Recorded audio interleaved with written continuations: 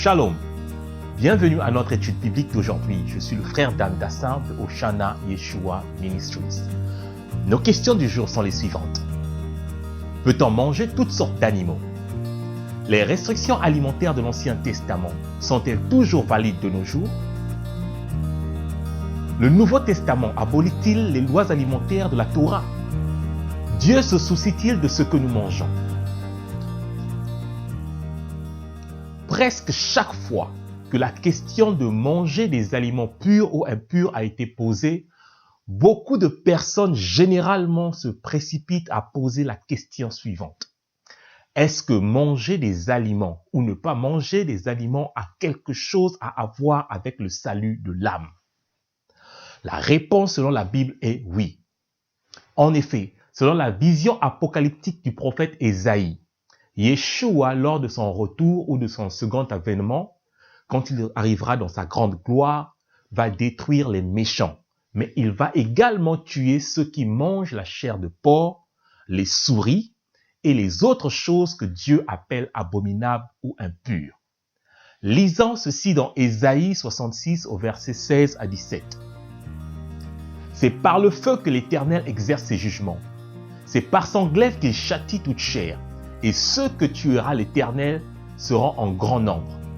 Ceux qui se sanctifient et se purifient dans les jardins, au milieu desquels ils vont un à un, qui mangent de la chair de porc, des choses abominables et des souris.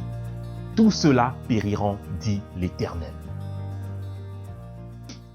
Selon le prophète Ésaïe, c'est Yeshua qui détruira ceux qui mangent le porc, les souris et les autres choses abominables, ce que Dieu trouve abominable. Gardez également à l'esprit que le péché est entré dans le monde suite à la désobéissance d'Adam et Ève à propos d'une loi alimentaire. Croyez-en la parole de Dieu, car quand il dit d'un aliment, vous n'en mangerez pas, il s'ensuit toujours des conséquences pour ceux-là qui désobéissent. Voilà. La loi alimentaire a quelque chose à voir avec votre salut, le salut de votre âme si vous voulez. Notre étude biblique d'aujourd'hui sera divisée en deux parties. Dans la première partie, nous allons étudier les versets qui sont généralement utilisés par de nombreux leaders chrétiens pour soutenir la thèse selon laquelle l'interdiction alimentaire de l'Ancien Testament a été annulée dans le Nouveau Testament. Dans la deuxième partie, nous verrons ce que les scientifiques ont découvert comme conséquences néfastes sur notre santé lorsque nous consommons des viandes que Dieu a appelées impures ou abominables. Ceux qui veulent justifier leur consommation des viandes impures utilisent souvent Matthieu 15, 11. Ce n'est pas ce qui entre dans la bouche qui souille l'homme, mais ce qui sort de la bouche, c'est ce qui souille l'homme. Pour beaucoup, cette phrase de notre Messie Yeshua, pris hors contexte, suffit pour justifier qu'on peut désormais manger des viandes impures. Mais à présent, mettons ce verset dans son contexte réel, car il s'agit d'une discussion sur la doctrine des pharisiens et des scribes de se laver les mains avant chaque repas selon un rituel traditionnel non biblique. Matthieu 15:1 nous en donne le contexte. Alors, des pharisiens et des scribes vinrent de Jérusalem auprès de Yeshua et dirent: Pourquoi tes disciples transgressent-ils la tradition des anciens? Car ils ne se lavent pas les mains quand ils prennent leur repas. Marc 7, 2 à 5 nous éclaire un peu plus là-dessus.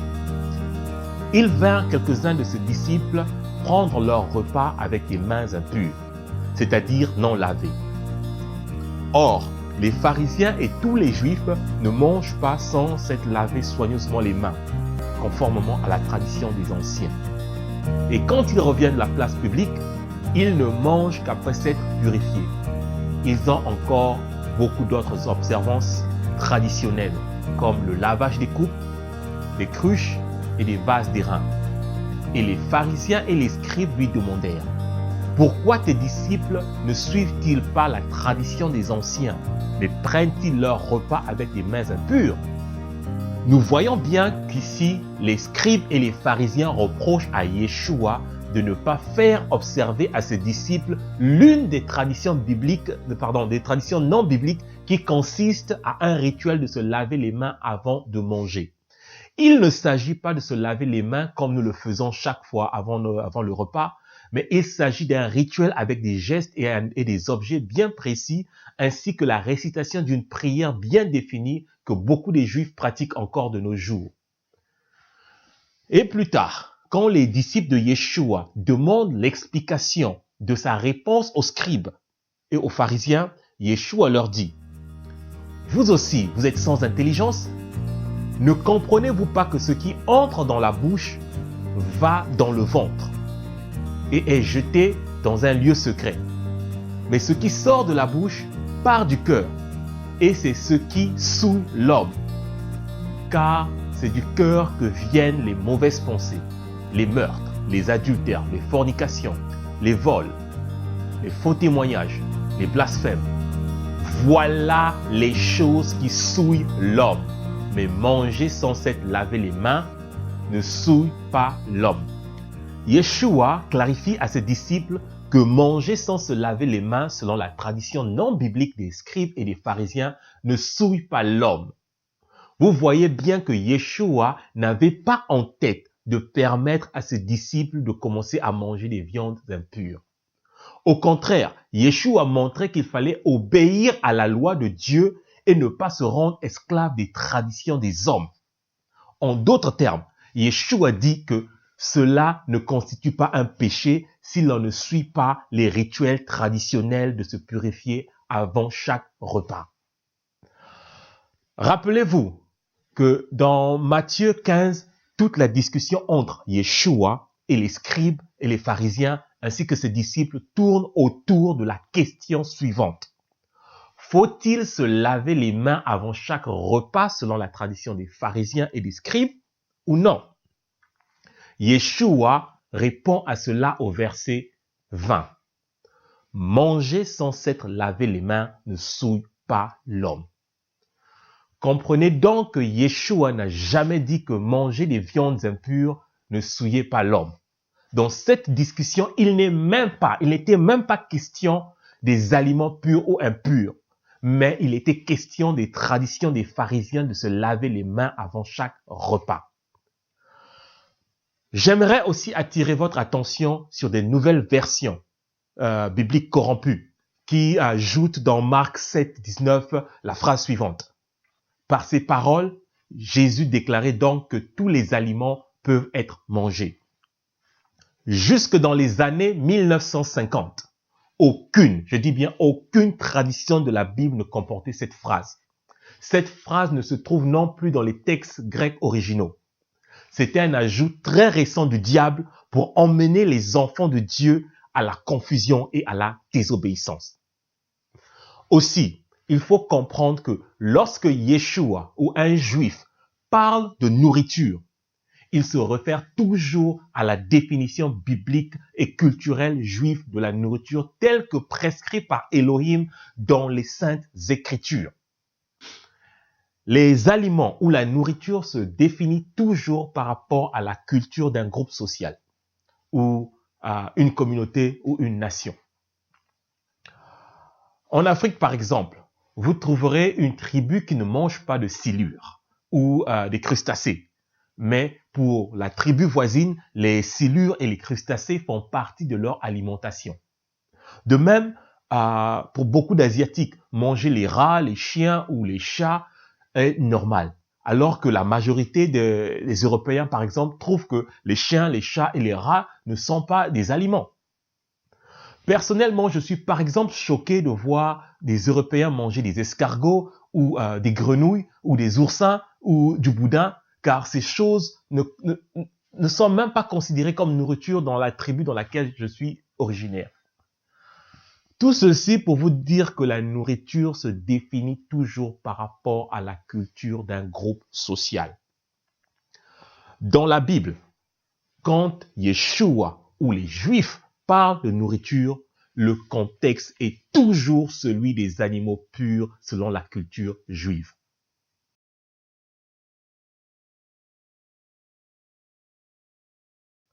La vision de l'apôtre Pierre est également utilisée comme argument pour prouver que Dieu avait changé d'avis concernant les restrictions alimentaires de l'Ancien Testament. Étudions à présent Acte 10. Il eut faim et il voulut manger. Pendant qu'on lui préparait à manger, il tomba en extase.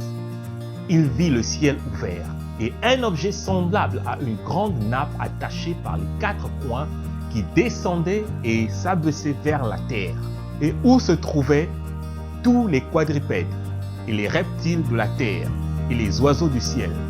Et une voix lui dit, « Lève-toi, Pierre, tue et mange. » Mais Pierre dit, « Non, Seigneur, car je n'ai jamais rien mangé de souillé ni d'impur. » Et la seconde fois, la voix se fit entendre encore à lui. « Ce que Dieu a déclaré pur, ne le regarde pas comme souillé. » Cela arriva jusqu'à 3 fois. Et aussitôt après, l'objet fut retiré dans le ciel. Avant de nous précipiter à aller manger des souris, des chiens, des rats, des escargots, voyons tout d'abord la logique biblique sur les visions et les songes. Vous conviendrez avec moi que chaque fois dans la Bible qu'il y a eu une personne qui a eu une vision ou un songe contenant des éléments symboliques, ce songe ou cette vision fait toujours l'objet d'une interprétation de ces symboles. Par exemple, lorsque Pharaon rêva les 7 vaches maigres qui mangeaient les 7 vaches grasses, Pharaon avait compris le sens des symboles de ses rêves qu'après l'interprétation de Joseph. Quand le roi Nebuchadnezzar avait reçu le songe de la statue colossale, il fit recours au prophète Daniel pour interpréter les symboles du songe. Daniel lui-même, après avoir reçu des visions remplies de symboles, avait demandé à Dieu de lui en donner l'interprétation. Même chose pour l'apôtre Jean dans le livre d'Apocalypse, qui constamment demandait l'interprétation des symboles de ses visions. La vision de Pierre n'échappe pas à cette logique biblique. La Bible dit, et Pierre était à réfléchir sur la vision. Vous voyez que l'apôtre Pierre n'a pas une attitude charnelle, car il aurait pu demander qu'on lui préparât du porc, des singes ou des escargots, mais ce ne fut pas le cas. Pierre cherchait à comprendre le sens ou l'interprétation des symboles de la vision qu'il avait reçue. C'est ça l'attitude d'une personne spirituelle.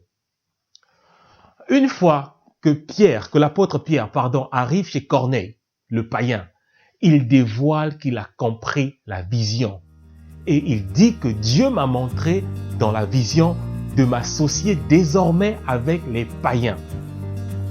Vous savez, leur dit-il, qu'il est défendu à un juif de se lier avec un étranger ou d'entrer chez lui.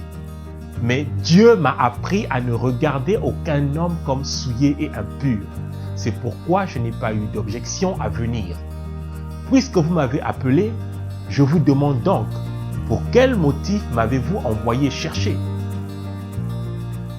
Je répète, dans son dialogue avec Corneille, l'apôtre Pierre explique le sens de sa vision quand il dit « Dieu m'a appris à ne regarder aucun homme comme souillé et impur. » Ce n'est pas tout. De retour à Jérusalem, l'apôtre Pierre est critiqué par les autres juifs pour s'être rendu et avoir mangé au domicile d'un païen. Et lorsque Pierre fut monté à Jérusalem, les fidèles circoncis lui adressèrent des reproches en lui disant « Tu es entré chez les incirconcis et tu as mangé avec eux. » Comprenez bien que l'apôtre Pierre et ses compagnons ne mangèrent pas des mets impurs chez Corneille. Car la Bible dit que les Juifs rendaient témoignage que Corneille était un homme pieux et craignant Dieu. Et quand des Juifs témoignent que Corneille était un homme pieux et qui craignait Dieu, ceci voudrait dire qu'il vivait selon la Torah. De même, Dieu témoigne qu'il était un homme généreux et un homme de prière. Donc, Corneille, vivant en terre d'Israël, servant le Dieu d'Israël, voulant se convertir et devenir israélite, ne pouvait plus se permettre de consommer lui-même ou de faire consommer à ses invités des mets impurs. Lors de la conférence de Jérusalem, l'apôtre Pierre réitère son interprétation de sa vision. Pierre se leva et leur dit, « Hommes, frères, vous savez que dès longtemps, Dieu a fait un choix parmi vous, afin que, par ma bouche, les païens entendissent la parole de l'Évangile et qu'ils crussent. » Vous comprenez bien que pour Pierre, l'explication de la vision était d'aller vers les païens qu'il considérait autrefois comme étant des animaux impurs. Si Pierre avait compris sa vision comme étant une permission divine de manger des animaux impurs, il l'aurait dit aux autres frères juifs et peut-être ensemble ils devaient avoir un barbecue de porc ou des crevettes pour démontrer leur obéissance à la révélation de la parole de Dieu. J'espère que vous êtes d'accord avec l'interprétation que Pierre lui-même donne de sa vision à plusieurs reprises dans le livre des Actes des Apôtres. Maintenant, la grande question est celle de savoir pourquoi Pierre et les autres Juifs avaient interdiction de s'associer et de manger ou de rester sous le même toit avec un païen. C'est simplement parce que Pierre et les autres Juifs croyant en Yeshua étaient encore influencés par des traditions rabbiniques qui étaient des normes établies dans la société juive. En un mot, ils ont été éduqués de la sorte dès leur jeune âge. Certains passages du Talmud font allusion à ces enseignements qui porteraient les païens comme étant des animaux impurs. Tosafot Yabemov 94d. Manger en présence d'un non-juif, c'est comme manger avec un chien. Outre l'indignation des autres juifs de voir l'apôtre Pierre manger avec des païens, nous retrouvons une scène presque identique dans le livre de Galates, où l'apôtre Pierre et d'autres juifs évitaient de manger avec les autres frères d'origine païenne à cause de l'arrivée de certains juifs venus de Jérusalem. Mais lorsque Céphas vint à Antioche, je lui résistai en face parce qu'il était répréhensible. En effet, avant l'arrivée de quelques personnes envoyées par Jacques, il mangeait avec les païens. Et quand elles furent venues, il s'esquiva et se tint à l'écart, par crainte des circoncis. Avec lui, les autres Juifs usèrent aussi de dissimulation, en sorte que Barnabas même fut entraîné dans leur hypocrisie. Voyant qu'il ne marchait pas droit, selon la vérité de l'Évangile, je dis à Céphas, en présence de tous, si toi qui es juif, tu vis à la manière des païens et non à la manière des juifs, pourquoi forces-tu les païens à judaïser? Ces quelques versets confirment bien qu'il s'agissait d'une tradition juive et non d'une instruction provenant de la Torah. Il faut également reconnaître qu'aujourd'hui, la plupart des juifs n'ont pas un problème, ils n'ont pas de problème à manger avec des païens pourvu que la nourriture soit cachère. J'espère que ceci vous a aidé à comprendre que la vision de l'apôtre Pierre était une vision symbolique et non littérale.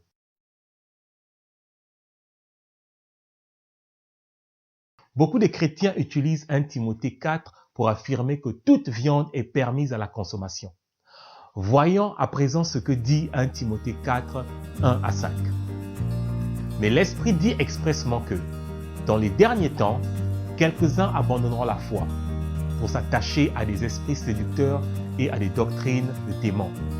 Par l'hypocrisie de faux docteurs portant la marque de la flétrissure dans leur propre conscience, prescrivant de ne pas se marier et de s'abstenir des aliments que Dieu a créés pour qu'ils soient pris avec action de grâce par ceux qui sont fidèles et qui ont connu la vérité.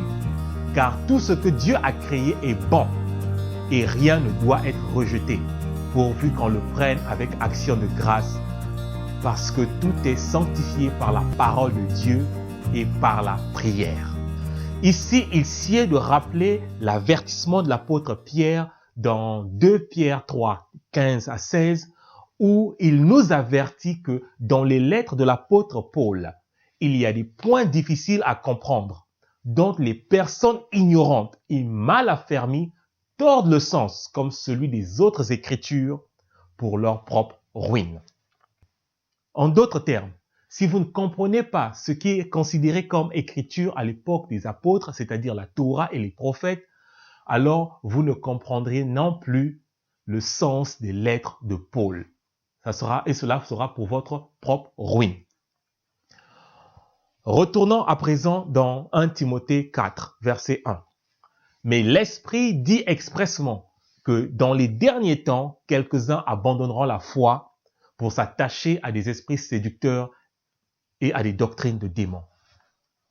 Puisque nous parlons des lois alimentaires, est-ce une doctrine de démon d'enseigner l'obéissance à la loi de Dieu relative aux aliments tels que stipulés dans le livre de Lévitique 11? La réponse est non. Mais si votre réponse est oui, alors pour vous, Moïse était inspiré par un démon et non par Dieu. J'espère que vous réalisez combien grave est l'erreur de votre théologie.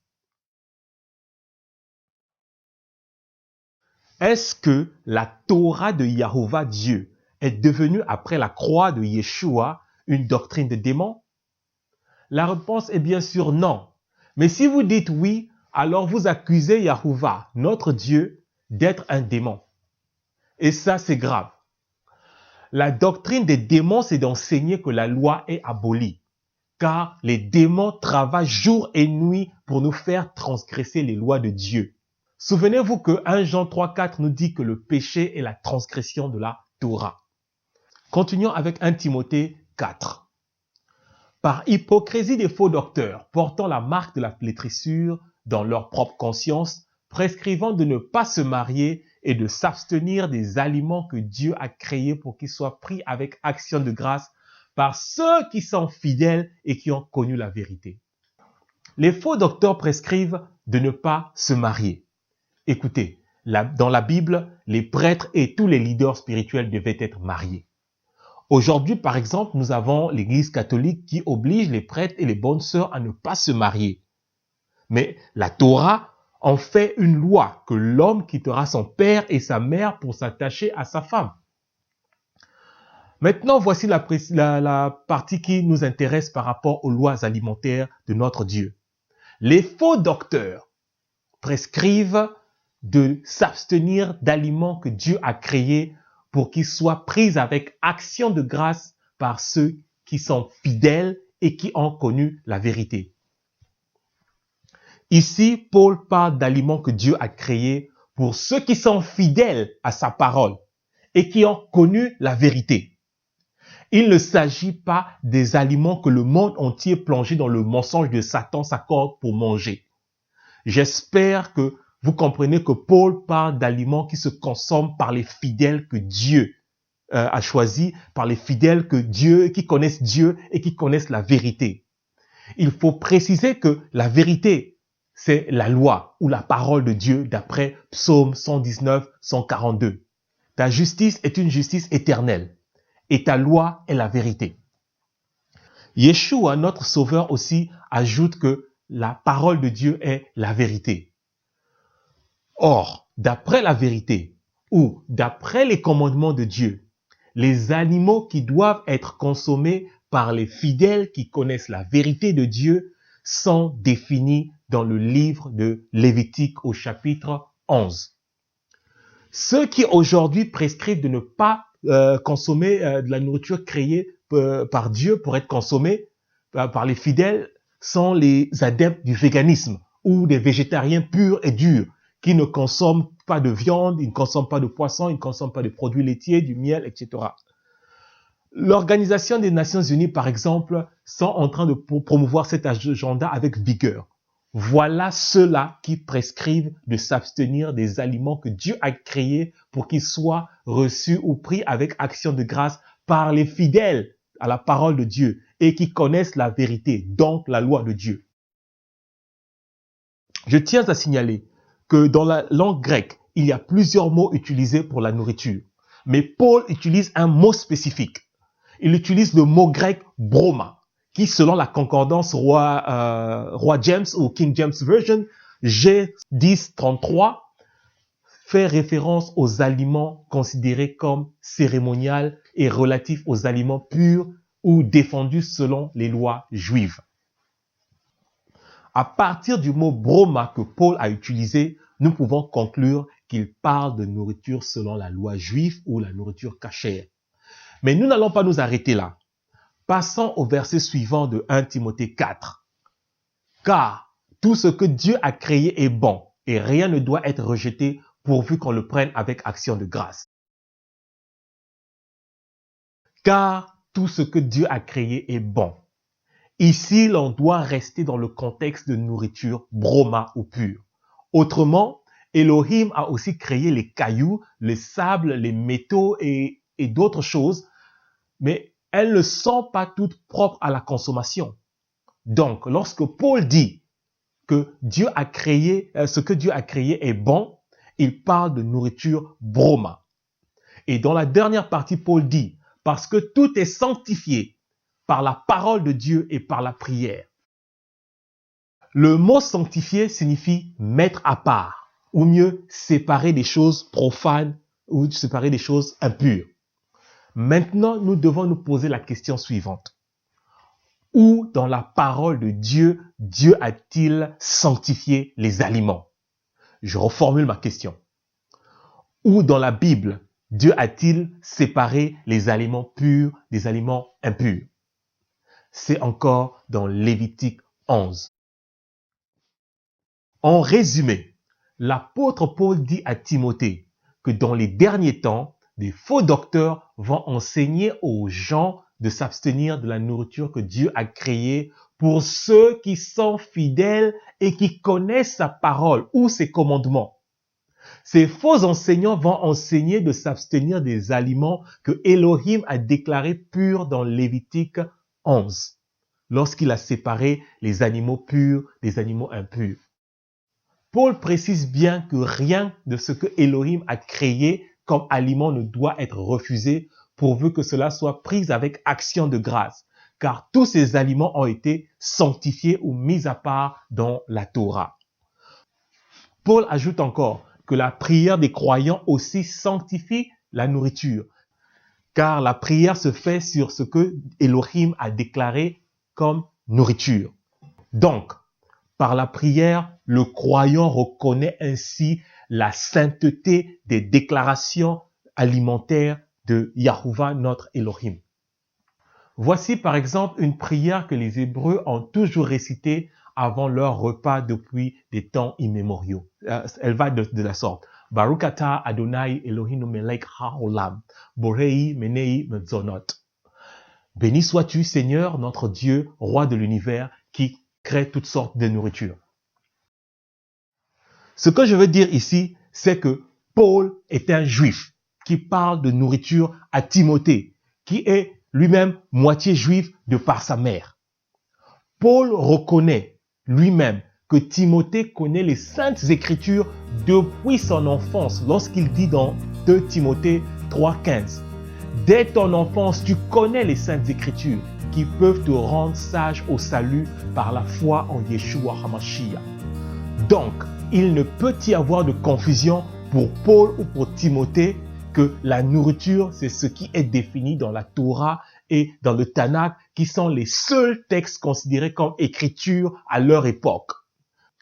Maintenant, passons à un petit test biblique. Question. Combien d'animaux de chaque espèce Elohim avait-il ordonné à Noé de mettre dans l'arche? Vous avez 10 secondes pour donner une réponse.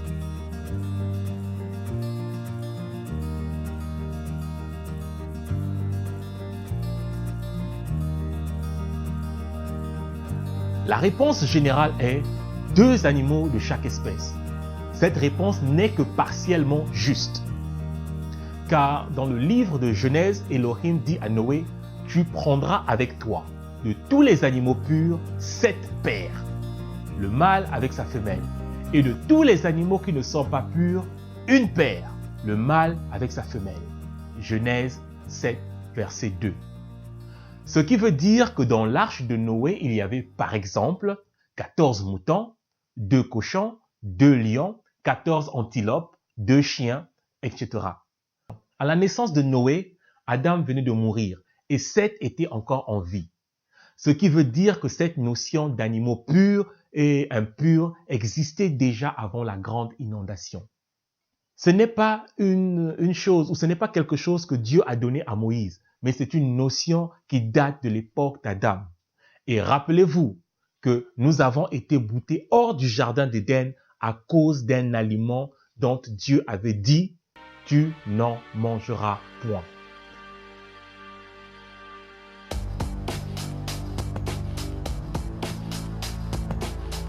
Mangez de tout ce qui se vend au marché sans vous enquérir de rien par motif de conscience.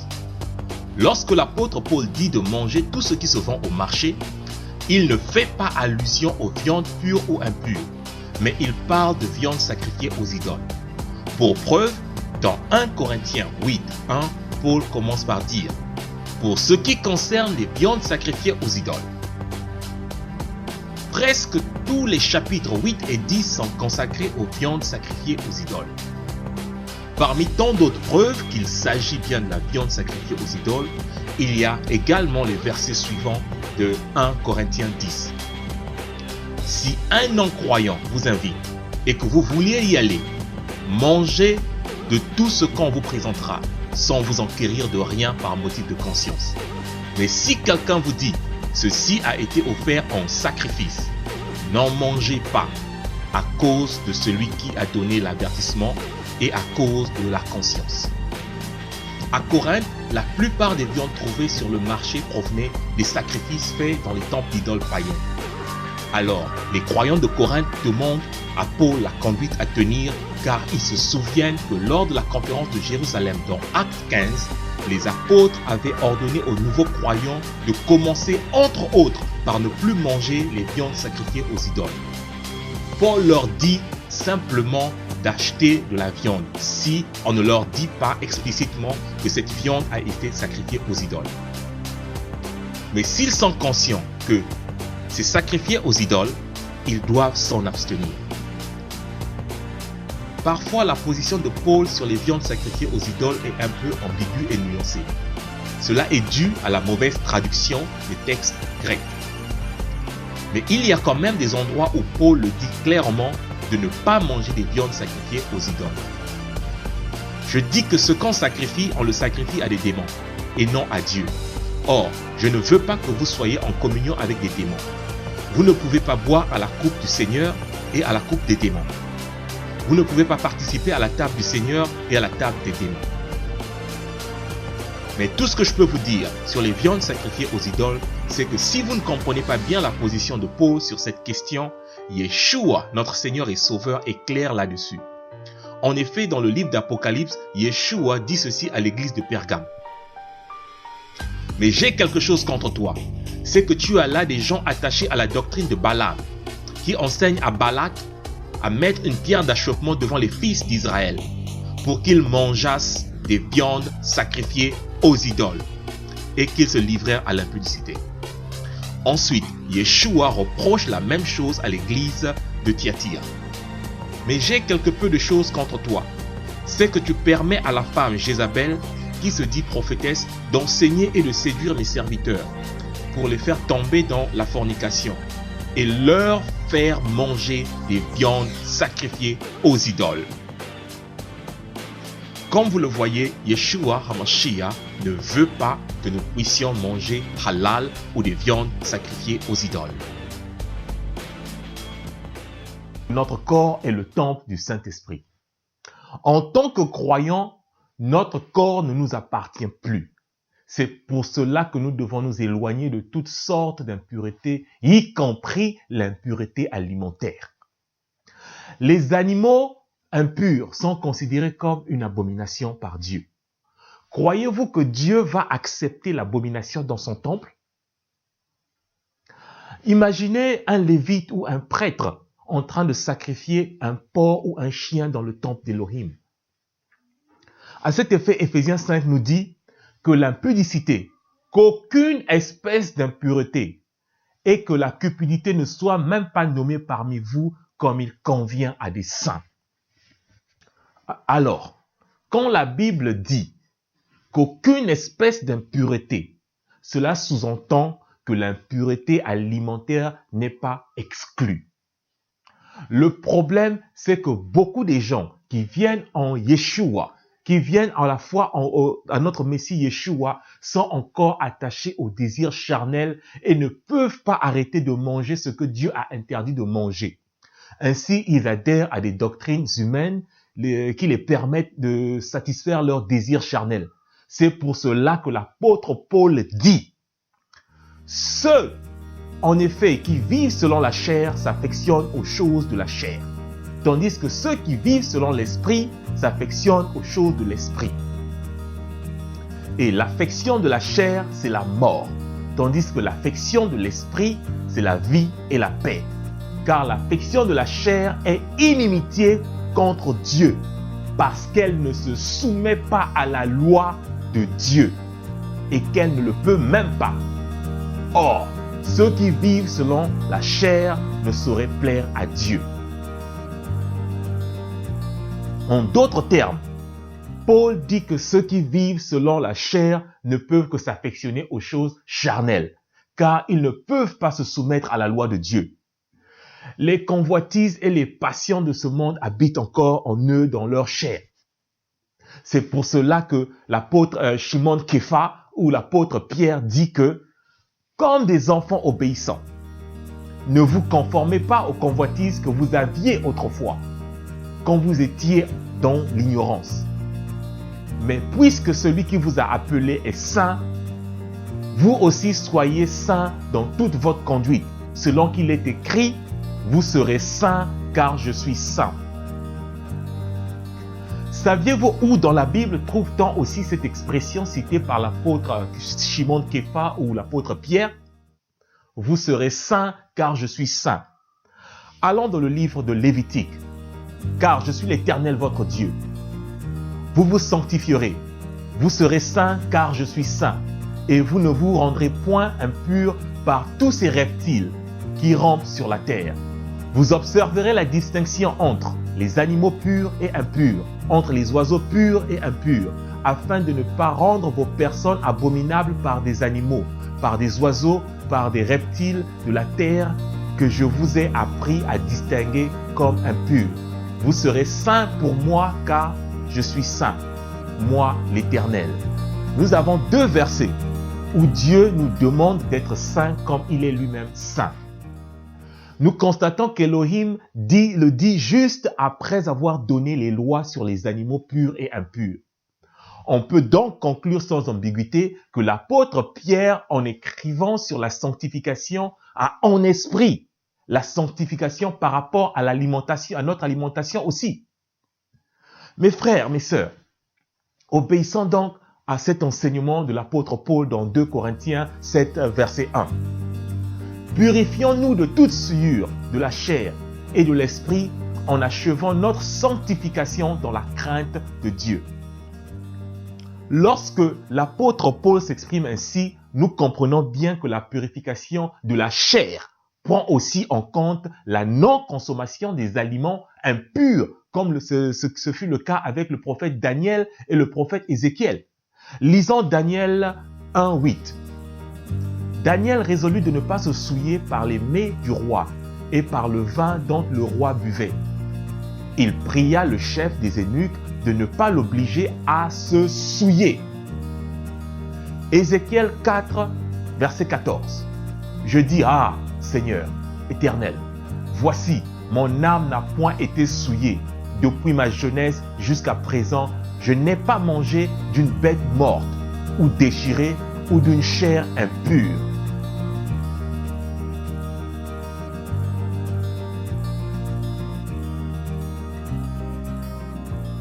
Plusieurs personnes se servent de Romains 14 pour affirmer que l'on peut désormais manger des viandes impures telles que le porc, les crabes, les gorilles. Voyons à présent ce que dit Romains 14. Romains 14, 2 à 3. Tel croit pouvoir manger de tout. Tel autre qui est faible ne mange que des légumes. Que celui qui mange ne méprise point celui qui ne mange pas. Et que celui qui ne mange pas ne juge point celui qui mange. Car Dieu l'a accueilli. Paul dit bien, tel croit pouvoir manger de tout. Tel autre qui est faible ne mange que des légumes. Ceci devait déjà nous indiquer qu'il s'agit d'un problème entre ceux qui mangent que des légumes et ceux qui mangent de tout. Par ceux qui mangent de tout, Paul veut dire que ceux qui mangent ce qui est permis dans la Bible. Car dans Romains 14, Paul utilise encore le mot grec broma pour désigner les aliments, comme nous l'avons vu avant. Broma, c'est le mot grec utilisé pour désigner des aliments cérémonialement purs selon les rites et traditions juives. Je répète, le problème soulevé dans Romains 14 est celui des divergences entre ceux qui mangent que des légumes et ceux qui mangent de la viande aussi bien que les légumes. Il ne s'agit pas du tout d'un conflit entre ceux qui mangent toutes sortes de viande et ceux qui veulent manger seulement la viande prescrite dans la Bible. Mais avant d'aller plus loin, essayons d'abord de comprendre pourquoi, historiquement, y a-t-il eu divergence entre ceux qui étaient devenus des végétariens et ceux qui mangeaient de tout. Il y a deux tendances. La première tendance étaient des Juifs qui refusaient de manger toutes sortes de viande pure lorsqu'ils se trouvaient hors d'Israël de peur de manger de la viande non cachère. Ceux-ci avaient tendance à devenir végétariens lorsqu'ils étaient à l'étranger, un peu à l'image du prophète Daniel, qui à Babylone refusa de manger les viandes qui provenaient de la table du roi pour éviter de se souiller. La deuxième tendance est celle des croyants, en général grecs, qui, étant devenus des nouvelles créatures en Yeshua HaMashiach, ils voulaient manger que des légumes et des fruits un peu à l'image d'Adam et Ève, car ils se disaient que nous sommes la nouvelle créature, nous devons marcher comme la nouvelle créature que Dieu avait créée d'antan. Maintenant, revenons à Romains 14. Pour résoudre ce problème de végétariens et de mangeurs de viande, Paul dit « Je sais et je suis persuadé par le Seigneur Yeshua que rien n'est impur en soi et qu'une chose n'est impure que pour celui qui la croit impure. » Cette parole est dure. Mais si nous la prenons hors de son contexte, nous allons ouvrir toutes sortes de portes à des doctrines diaboliques et sataniques. J'ai connu par exemple un pasteur qui se basait sur ce verset pour enseigner que vous pouvez vivre dans la fornication ou dans l'adultère. Cela n'a pas un impact tant que vous croyez que cette chose est pure.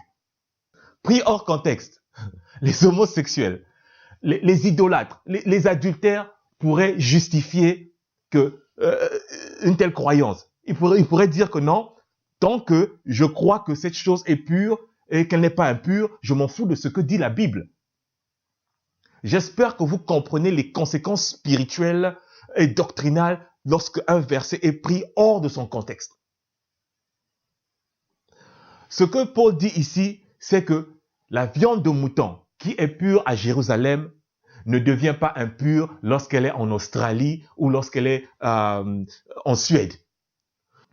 Tout ce que Dieu a déclaré aliment pur le demeure. Mais si une personne la croit impure parce qu'elle est loin d'Israël, alors elle est impure pour cette personne seulement dans son imagination, dans sa conscience. Voilà ce que Paul est en train d'enseigner. N'ouvrez pas les portes à des doctrines démoniaques.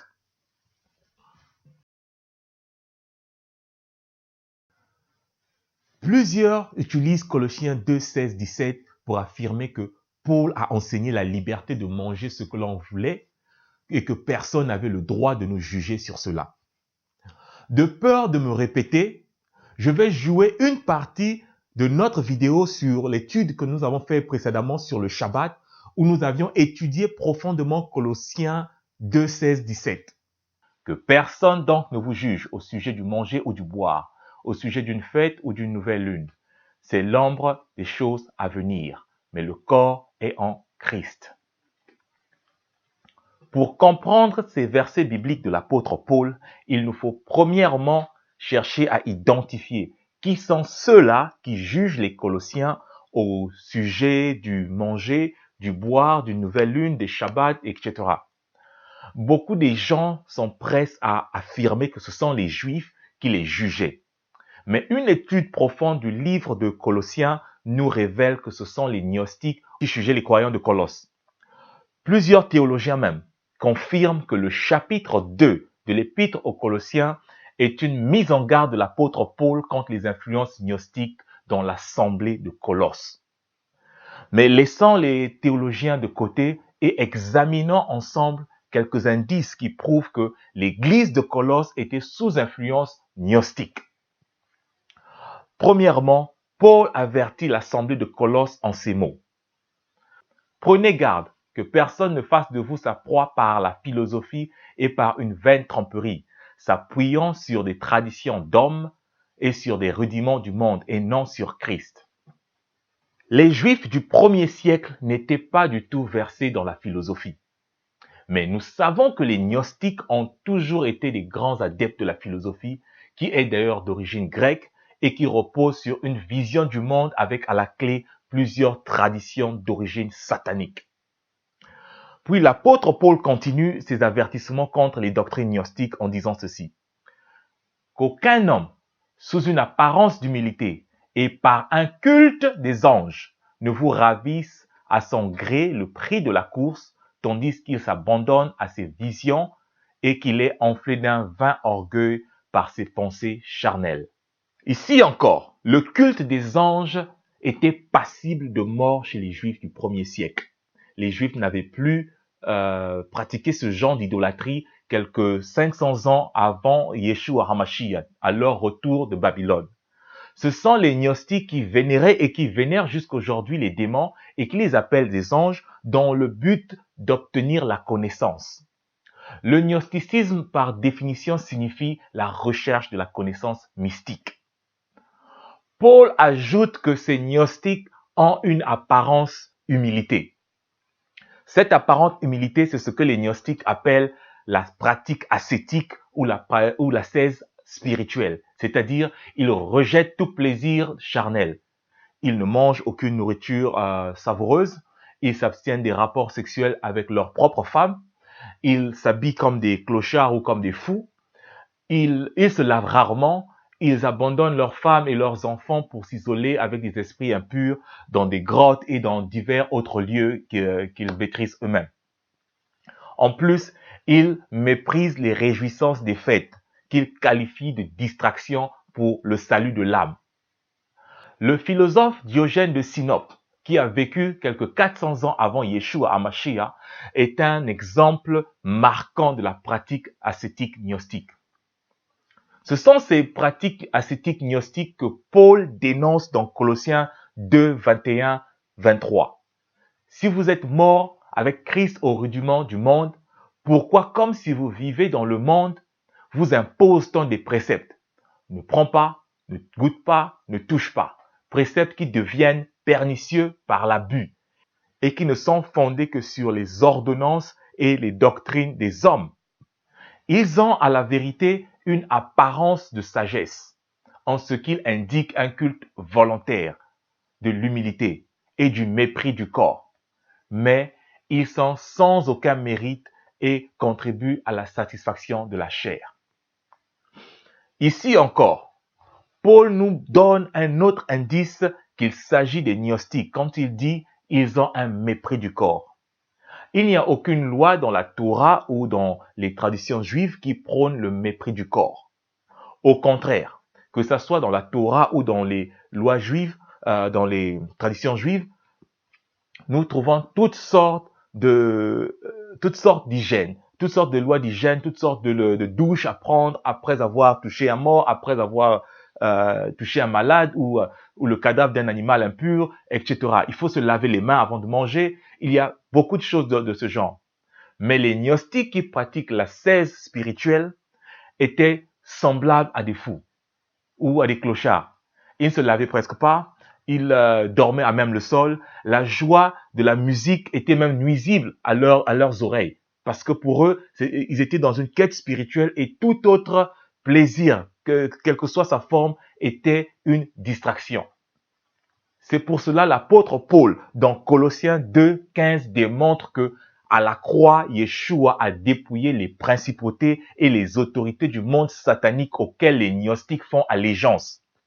C'est pour cela Paul leur ordonne, dans Colossiens 2, 16, 17, que personne donc les gnostiques, les satanistes, les païens ne vous jugent pas parce que vous abtenez des viandes sacrifiées aux idoles et des viandes impures et que vous mangez des viandes ou des mets succulents qui sont contraires à la pratique ascétique. Paul disait aux croyants de Colosse que les gnostiques ne vous jugent pas parce que vous vous abstenez de consommer le sang des animaux. Car les gnostiques consommaient le sang des animaux, espérant transférer la vie des animaux dans leur propre vie afin qu'ils aient une longévité, une longue vie. Comme vous le voyez, ce sont les gnostiques qui jugeaient les nouveaux croyants à cause de leurs pratiques nutritionnelles bibliques qui étaient étranges ou mal acceptées par les Colossiens. Il existe plusieurs raisons scientifiques pour ne pas consommer des animaux impurs. En effet, durant ces dernières 40 années, de nombreuses études scientifiques ont prouvé que les interdictions bibliques sur la consommation des animaux impurs sont bien fondées. Il faut aussi signaler au passage que des multinationales du complexe agroalimentaire sponsorisent et financent des chercheurs véreux pour prouver que les viandes impures sont bonnes à la nutrition. Cela est fait non pas par souci de votre santé ou de la santé des consommateurs, mais pour des raisons purement lucratives. Une fois que vous êtes malade, vous vous faites l'esclave des industries pharmaceutiques qui à leur tour vont se faire des poches sur votre santé. Nous vivons dans une économie de consommation où les multinationales nous prennent pour des vaches à lait qu'il faut traire tout le temps. Il ne faut donc pas croire toutes ces études, ces prétendues études scientifiques financées par ces multinationales. Allez faire vos propres recherches. Vous mangerez de tout animal qui a la corne fendue, le pied fourchu et qui rumine. Mais vous ne mangerez pas de ceux qui ruminent seulement, ou qui ont la corne fendue seulement. Ainsi, vous ne mangerez pas le chameau qui rumine, mais qui n'a pas la corne fendue. Vous le regarderez comme impur. Vous ne mangerez pas le daman, qui rumine, mais qui n'a pas la corne fendue. Vous le regarderez comme impur. Lévitique 11, versets 3 à 5. Commençons notre revue scientifique avec le tristement célèbre cochon ou la viande de porc. La consommation de la viande de porc peut causer pas moins de 70 maladies. En effet, le cochon n'élimine que 2% de l'acide urique de son corps, ce qui signifie que 98% d'acide urique reste en permanence dans l'organisme du cochon. La consommation régulière de la viande de porc a pour effet l'augmentation du taux d'acide urique dans l'organisme humain. La présence d'un taux élevé d'acide urique dans l'organisme humain peut engendrer des maladies telles que la goutte, le rhumatisme, le diabète, la leucémie, les maladies de rein et bien d'autres. La consommation de la viande de porc, une fois ou plus par semaine, multiplie chez la femme le risque de cancer de sein par 2, d'après The International Journal of Cancer 1981. C'est la prestigieuse Harvard School of Public Health aux États-Unis qui a mené une étude sur les causes de stérilité masculine et a découvert que les petits déjeuners copieux accompagnés de bacon grillé et d'autres saucisses feraient baisser de 40% la probabilité d'avoir des enfants. Le cochon est aussi considéré comme un réservoir naturel de virus. Le porc contient un taux élevé de graisse, ce qui peut exposer aux maladies cardiovasculaires. C'est avec raison que Dieu nous a dit dans Lévitique 3, 17, « Vous ne mangerez ni graisse ni sang ». La coprophagie est un comportement alimentaire qui consiste à consommer des matières fécales.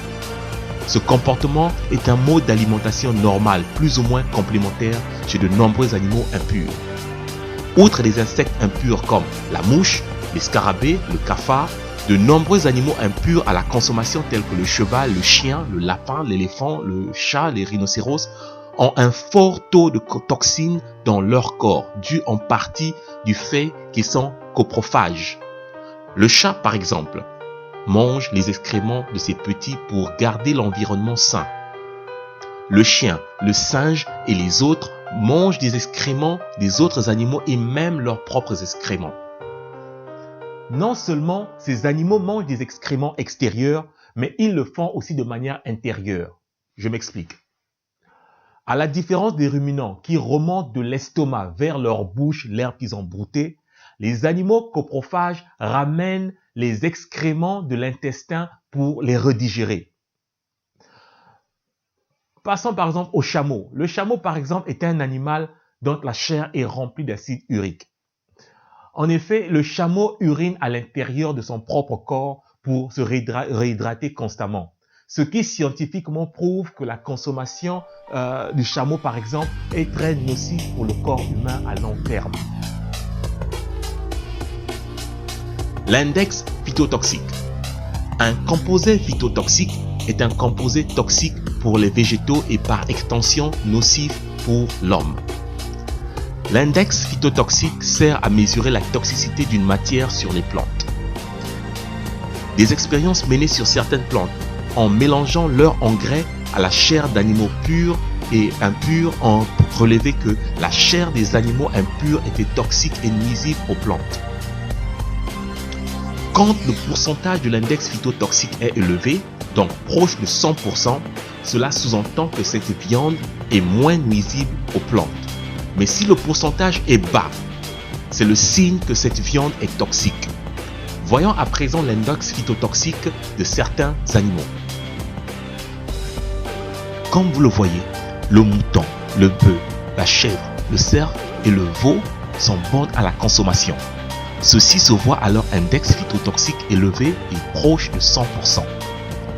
Mais de l'autre côté, nous voyons le cochon, le chat, le cochon d'Inde, le chameau et le cheval dont l'index phytotoxique inférieur à 55% indique leur toxicité pour les plantes et par conséquent pour les humains.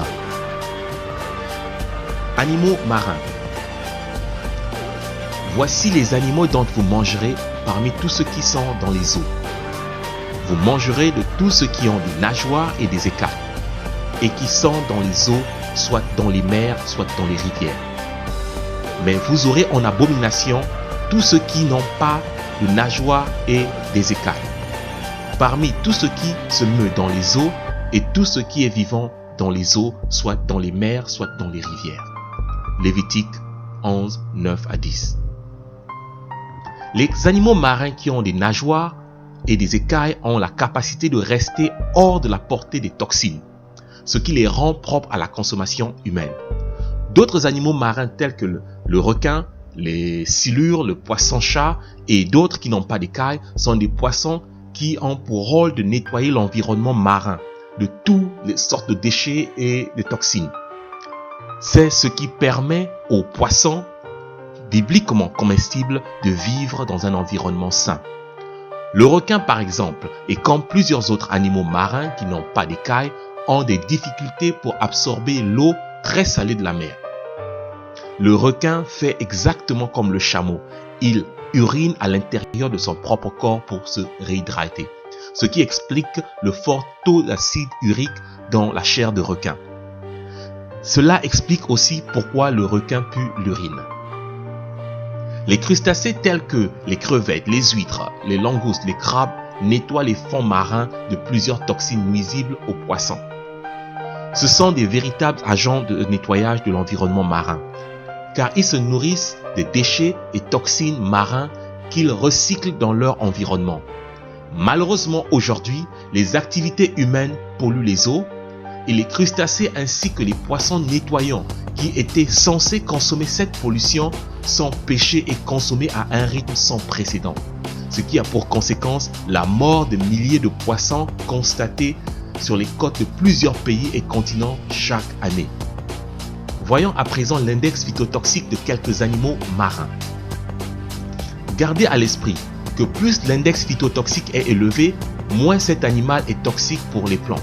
Ce qui veut dire le loup de mer, le hareng, le saumon, dont l'index phytotoxique est autour de 100% est bon pour la consommation, alors que le poisson-chat, le silure, les crevettes dont l'index phytotoxique est en dessous de 50% sont nuisibles à la consommation.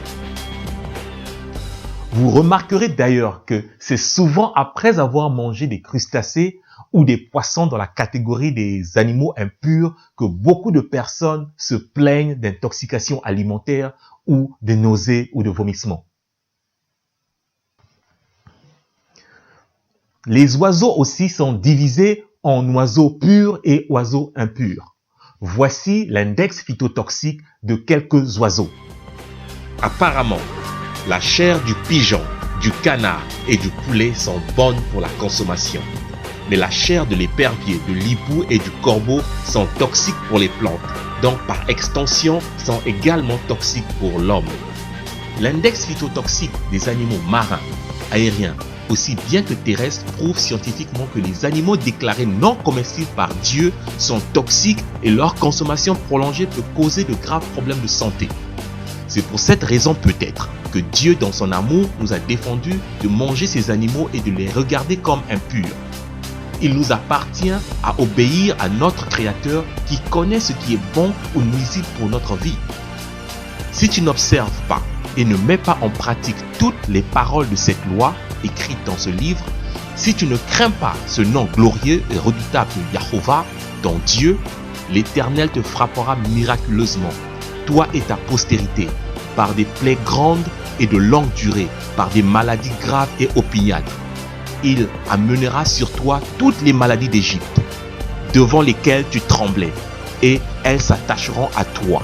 Et même l'Éternel fera venir sur toi jusqu'à ce que tu sois détruit toutes sortes de maladies et de plaies qui ne sont point mentionnées dans ce livre de cette loi. Un conseil pour finir. Ne détruisez pas votre matériel génétique en consommant ce que Dieu a interdit. Car vous êtes en train d'accumuler des maladies qui condamneront aussi votre progéniture. Je ne sais pas. Vous êtes-vous déjà demandé pourquoi nous vivons de moins en moins longtemps malgré les progrès de la médecine et de la science? Faites attention à ce que vous mangez et je vous souhaite un bon appétit tout en espérant que vous connaîtrez la vérité et que la vérité vous affranchira comme a dit le Mashiach Yeshua. Jusqu'à la prochaine. Shalom.